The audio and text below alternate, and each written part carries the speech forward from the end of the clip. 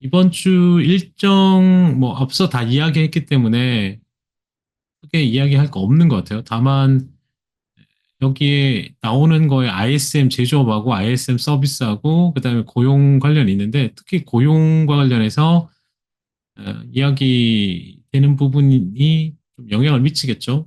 그거 빼고는 없을 것 같아서 이거 간단하게 넘어가고요.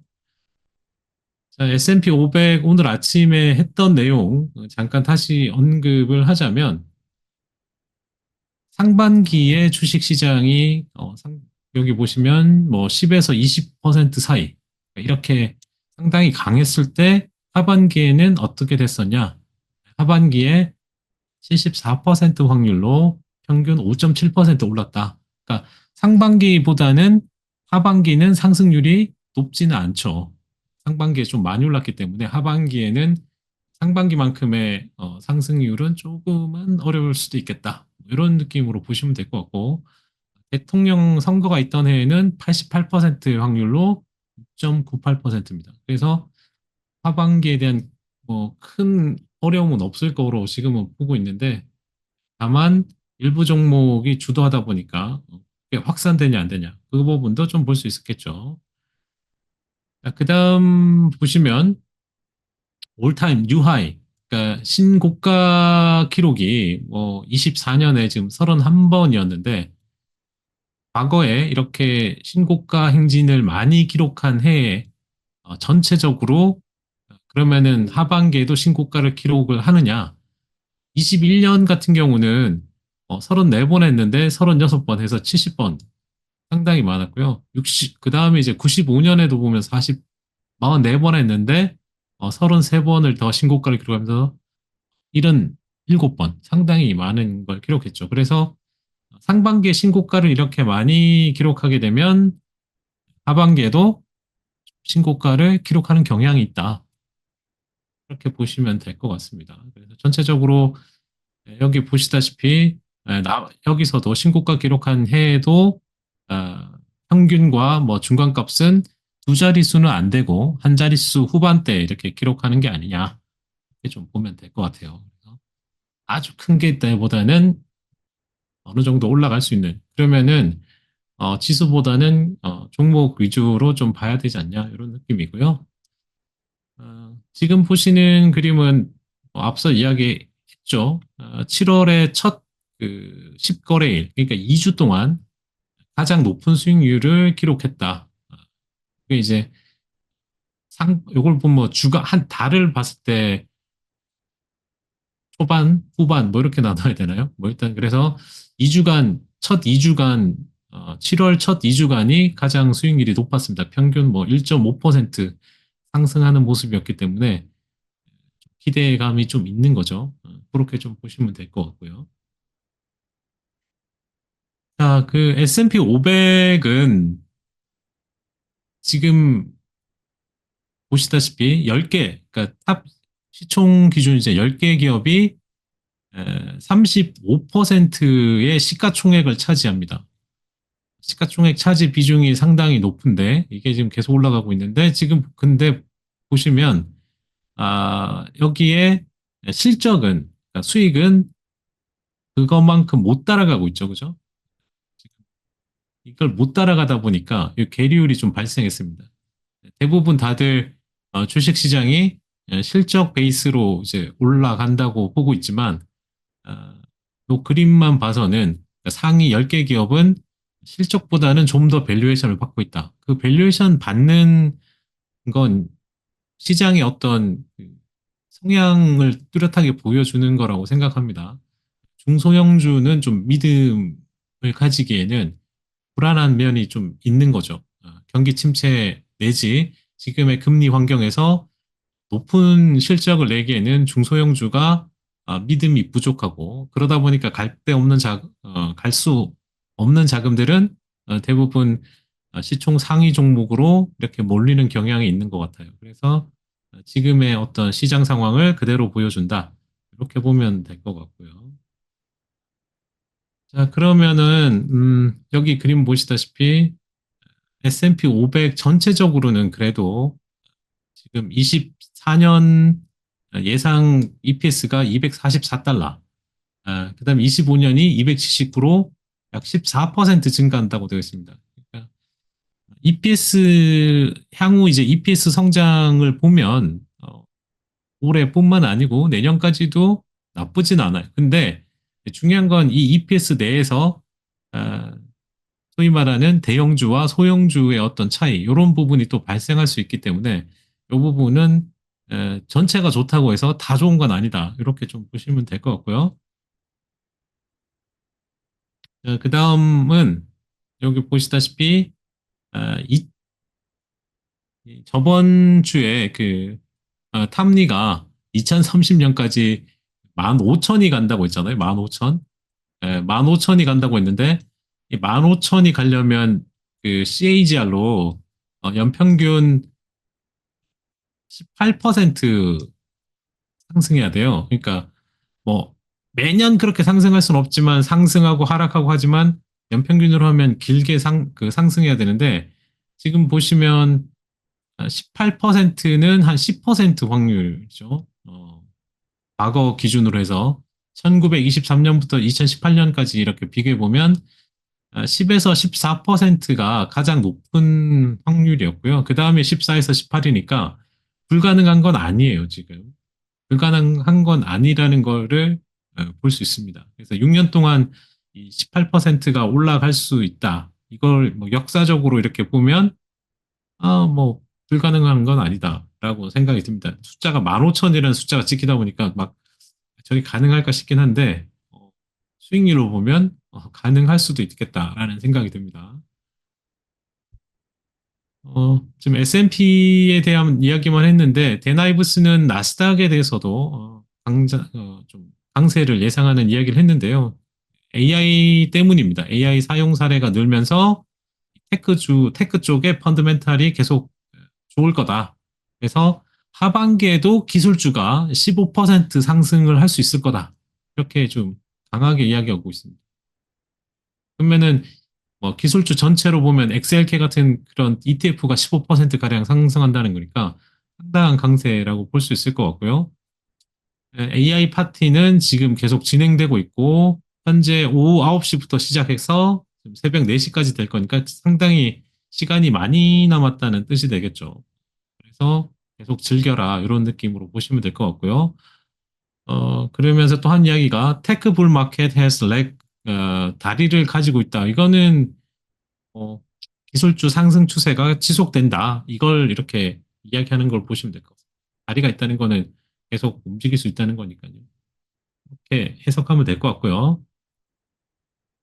자, 다만 지금 우리가 걱정하는 게 GDP가 계속 떨어지면 어떡하냐, 경기가 조금 둔화되면 어떡하냐, 뭐 이런 거에 대해서 뱅크 오브 아메리카에서는 주식 시장의 어떤 움직임은 지금 보시든 EPS가 가속화되고 앞서 올해 내년 내후년까지 EPS가 계속 그 두 자릿수 이상으로 증가하는 걸 예상하는 거 보셨죠, 그죠? 그리고 아, 디클 아 디클레 발음도 안 되네요. 디셀러레이팅 그러니까 GDP가 둔화되는 요 두 개가 합쳐질 때 오히려 그러니까 둘 다 좋을 때 주가가 상당히 좋은 그 모습이 아니고 EPS는 이렇게 증가하는데 GDP는 둔화되는 요 구간에서 오히려 수익률이 좋았다. 이걸 말하고 있는 겁니다. 그래서 GDP하고 주당 수익률은 거의 뭐 차이가 나진 않는데 역사적으로는 이러한 모습을 보였어요. 그래서 오히려 지금의 모습이 현재 구간이 수익률이 좀 더 높아질 수 있는 그런 구간으로 갈 수 있겠다. 이렇게 좀 보시면 될 것 같고요. 그다음은 이제 재고와 관련돼서 그림 보시면 지금 여기가 많이 빠진 거는 이 재고가 이제 소진된 거죠. 지금 그러니까 재고가 여기 보시면은 재고가 매출로 이어지는 기간 이걸 뭐 우리말로 갑자기 그걸 재고 회전율이라 그러나요? 그거 한국말로 갑자기 생각이 안 나네. 하여튼 재고가 매출로 전환되는 그 기간이 급격하게 떨어지는 거죠. 그래서 재고 소진이 급격한 이런 특성을 보이면 경기 사이클이 또 저점에 가까워지고 있으면 이제 시작하기 때문에 이게 회복되고 다시 올라올 수 있는 그런 흐름을 볼 수 있다. 그래서 이런 그 마디 과정이 나타나면 상당히 경제도 향후에 이렇게 되면 경기 침체 없이 이 넘어갈 수 있겠다. 이렇게 좀 보시면 될 것 같아요. 그러면 현재 인플레이션과 관련해서도 좀 지켜보면 인플레이션 걱정에 줄어들고 있긴 하지만 YY로 인플레이션에 대한 그 걱정은 뭐 계속 있죠. 금리 인하 문제도 있고 이러다 보니까. 그런데 이 그림, 이 두 그림에서 보시다시피 이 가처분 소득이죠. 여기 보시면 이제 가처분 소득하고 그다음에 직원들 퍼스널 인컴 보수죠. 급여가 이 두 가지가 계속 올라오면서 미국은 그래도 여기 보시는 PC보다 더 올라왔어요. 지금 팬데믹 이후로 보시면은 이거보다 이 사이가 이제 더 올라오다 보니까 그러니까 물가 오르는 것보다 가처분 소득과 소위 말하는 그 개인 급여가 더 많이 오르니 이게 경기 침체를 피하는 요인이었다라는 겁니다. 그러니까 원래 옛날 같은 경우면은 이렇게 물가가 막 올라오고 가처분 소득이나 이게 모자랐기 때문에 아마 경기 침체가 오고 그러니까 소비를 덜하게 되면서 참 침체를 맞이하는데 이번에는 이 두 가지 때문에 경기 침체를 피했고 앞으로도 피할 거다라는 겁니다. 그러니까 약간 돈을 많이 풀기도 했고 이제 노동력이 모자라다 보니까 급여를 좀 더 많이 주는 이런 실정인데 한국은 그런지는 잘 모르겠어요. 이렇게 인플레이션보다 이제 더 많이 주는 급여 그런 걸 보면 좀 차이가 좀 있지 않나 이런 생각도 좀 듭니다. 그래서 이거는 이제 각 나라마다 좀 다를 것 같긴 한데 그런 미국의 현상이 있다 이렇게 보시면 될 것 같고요. 자, 그다음 마지막 이제 선거와 관련돼서 보통 이제 미국 선거가 있을 때 이제 투자는 어떻게 해야 되냐? 요거 이제 그림이 이제 이게 조사한 건데 어떤 거냐면 1977년부터 현재 2024년 5월까지 딱 그림을 보시면 아무것도 어디 방향 두 민주당과 공화당을 선택 안 하고 그냥 투자한 게 더 훨씬 높다는 건 일단 결론적으로 알 수는 있죠. 알 수 있는데 일단 이게 1977년에 만 달러, 1만 달러 갖고 시작해가지고 얼마나 버냐. 어, 민주당이냐 공화당이냐 민주당에 투자했을 때 소위 말해서 민주당이 백악관에 들어갔을 때 그러니까 민주당 대통령이 백악관일 때 이 에, 그 뱅가드의 VFIAX 요걸 사고요. 그 다음에 공화당 후보가 대통령이 되면 그러니까 민주당원이 그렇게 투자했을 때입니다. 그럴 때는 어, 이 현금 보유할 때, 요럴 때 이제 차이가 나는 거죠.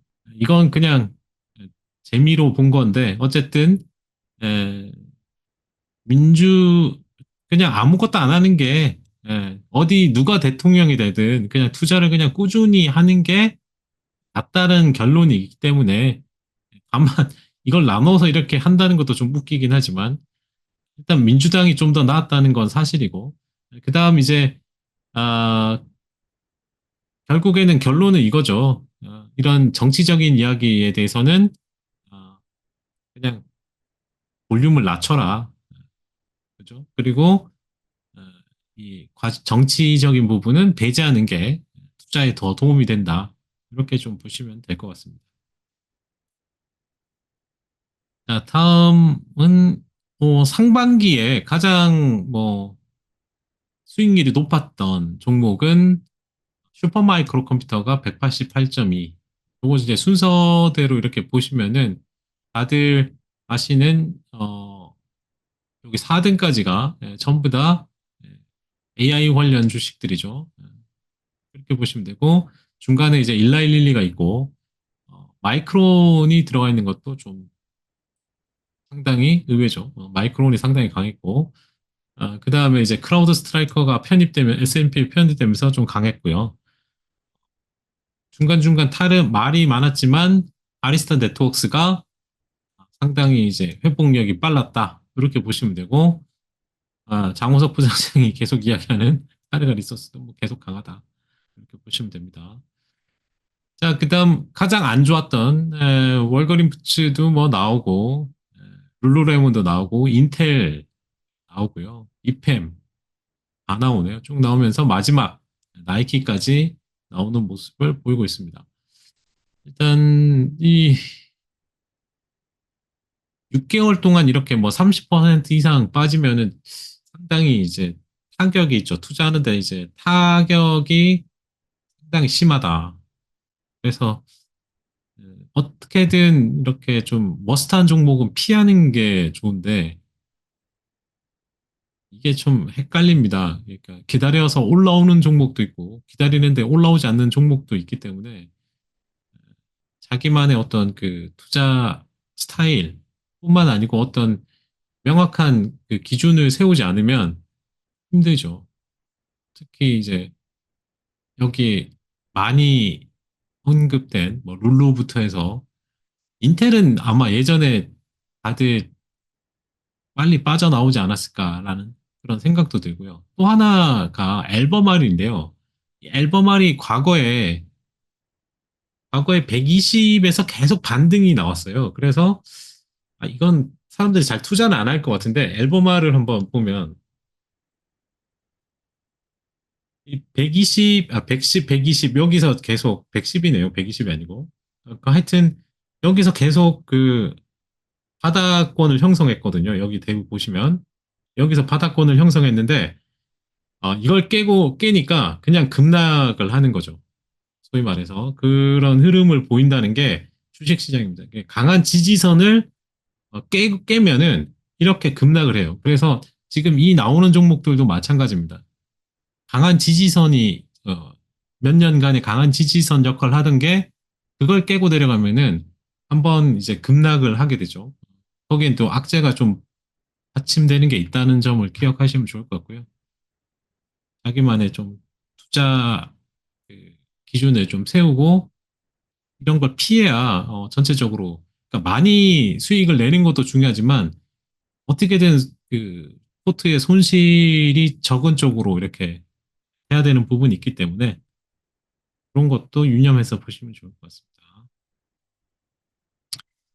자, 다음 저번에 한번 3분기 거는 이야기가 안 됐었는데 이제 3분기에 뱅크 오브 아메리카의 3분기에 탑 10 아이디어 리스트가 있는데요. 모르는 종목들도 뭐 몇 개 있죠. 근데 이제 버티브까지 들어가고요. 카맥스는 언더퍼폼이니까 소위 말하는 9개 롱이고 1개 숏이죠. 그렇게 보여주고 팔란티어가 들어가 있고요. 골드만삭스가 들어가 있습니다. 그런 종목들이 들어가 있다는 거 좀 보면 될 것 같고 최근 들어서 이제 팔란티어에 대해서는 뱅크 오브 아메리카가 다시 또 레포트를 냈기 때문에 넣은 것 같아요. 28달러에 계속 요 가격으로 레포트를 자주 내는 것 같습니다. 보시면 될 것 같고. 자, 그다음 어 지금 이 여행을 그래도 다들 여행은 가야 되나 봐요. 지금 보시다시피 미국인의 36%가 썸머 트래블 여름에 가는 여행, 그러니까 여름 여행에 대해서 여행을 위해서 빚을 빚을 질 계획을 세운다는 거죠. 그러니까 빚내서라도 가겠다는 겁니다. 그러니까 이게 지금 예, 그래서 그 전문가들이 우려를 한다, 뭐 이런 건데, 이게 지금, 대부분 빚을 진다는 건 신용카드로 먼저 이제 긁겠다는 거잖아요. 4분의 1 정도가 신용카드를 써서 먼저 긁고 또 나눠서 갚겠다. 뭐 이런 의향이 좀 많다고 하는데, 이게 빚이 있는데 아마 빚을 더 지는 거에 대한 우려 이런 걸 거예요. 근데 다들 그래도 좀 뭐랄까요? 여행을 가서 좀 리프레시 해야 또 이렇게 생활이 되니까 일정 조금의 어떤 뭐 빚을 지는 거는 투자라고 생각하는 경향이 좀 있지 않나. 과도한 여행만 아니라면 어느 정도 가는 것도 좋지 않을까. 이렇게 좀 생각이 됩니다. 여기 또 안 가신다는 분도 계신데, 그래도, 어, 갔다 오면은 뭔가 이제 좀, 그래도 뭐, 활력소가 생기잖아요.